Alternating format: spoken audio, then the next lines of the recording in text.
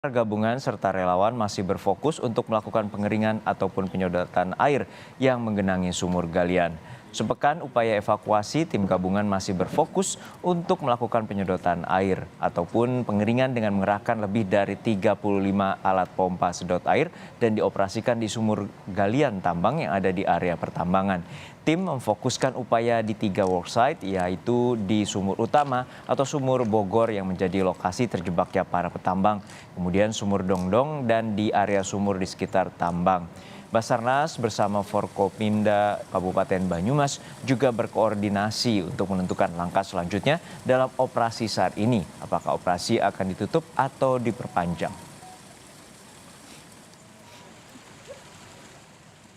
Sebelumnya di hari ke-6, proses penyelamatan kembali terhambat karena debit air yang semula sedalam 10 meter kembali naik menjadi 12 meter. Sebelumnya tim SAR sudah berhasil mengurangi ketinggian air di dalam lubang hingga 14 meter dari sebelumnya setinggi 24 meter. Namun di hari ke-6, ketinggian air di dalam lubang yang sebelumnya tinggal 10 meter kembali naik menjadi 12 meter. Operasi SAR sampai saat ini di hari ke-6, sampai saat ini kami masih belum berhasil untuk mengeluarkan saudara-saudara kita yang terjebak di galian tambang emas Aci Barang. Nah, kendala yang kami hadapi sampai saat ini adalah debit air yang masuk ke dalam lubang galian semakin besar, sehingga yang tadinya kita sudah berhasil menurunkan air hingga 14 meter, saat ini naik kembali menjadi 12 meter. Upaya maksimal ditempuh di hari terakhir upaya evakuasi 8 petambang yang terjebak di galian tambang emas ilegal. Lalu bagaimana upaya evakuasi yang berlangsung hari ini? Kita tanyakan langsung pada jurnalis Kompas TV, Bayu Sasongko. Bayu, sejak hari pertama yang menjadi tantangan bagi tim SAR adalah soal debit air. Lalu kemarin ketinggian air kembali naik, lalu bagaimana dengan kondisi hari ini? Apakah pengeringan di sumur galian dapat dilakukan? Iya, selamat siang Juno dan juga saudara. Dapat saya laporkan memang debit air yang cukup tinggi di dalam sumur galian tambang yang biasa disebut sumur Bogor yang menjadi lokasi terjebaknya 8 petambang tersebut menjadi kendala utama bagi tim SAR gabungan untuk melakukan upaya evakuasi dan proses pengeringan atau penyedotan air, genangan air yang ada di dalam sumur utama tersebut masih terus dilakukan. Bahkan pompa-pompa air yang ada di lokasi tambang ini memang digunakan untuk menyedot air selama 24 jam. Namun memang meskipun disedot terus-menerus, debit air belum juga bisa turun, begitu Juno.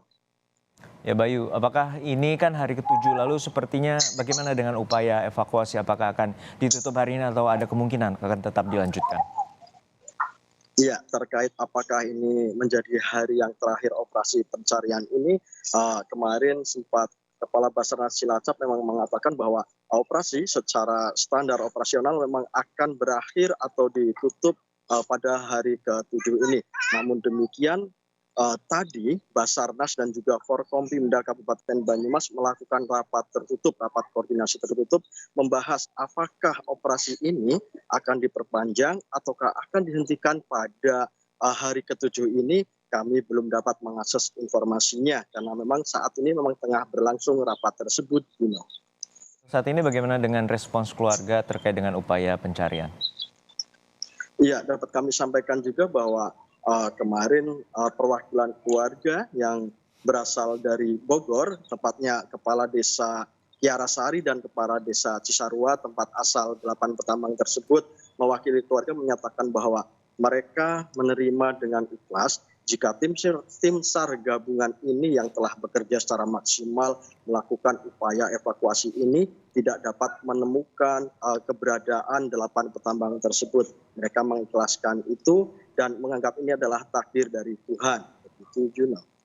Ya, ini terkait dengan sumur ilegal, sudah berapa lama sumur galian tambang ini berjalan dan apakah ada upaya dari pemerintah setempat untuk menutup dan mengawasi adanya sumur-sumur galian ilegal? Ya, Juno, dapat saya sampaikan juga bahwasannya aktivitas pertambangan ini telah dilakukan sejak tahun 2014 lalu. Pemerintah daerah bukannya tidak mengetahui Tetapi karena ini memang tidak berizin, pemerintah daerah memang kerap melakukan imbauan dan bahkan pernah melakukan penertiban beberapa tahun lalu. Namun setelah itu juga ketika aktivitas pertambangan ini dilarang dan ditutup akan muncul kembali. Namun demikian dengan adanya kejadian 8 petambang ini, pemerintah Banyumas melalui Bupati Banyumas dan juga Kapolresta Banyumas menyatakan secara tegas akan menutup aktivitas tambang ini dan ke depan juga akan melakukan pemantauan dan juga pengamanan di daerah sekitar tambang agar tidak ada lagi aktivitas pertambangan ilegal ini. Baik, terima kasih atas laporan lengkap Anda, jurnalis Kompas TV Bayu Sasongko dari Banyumas, Jawa Tengah.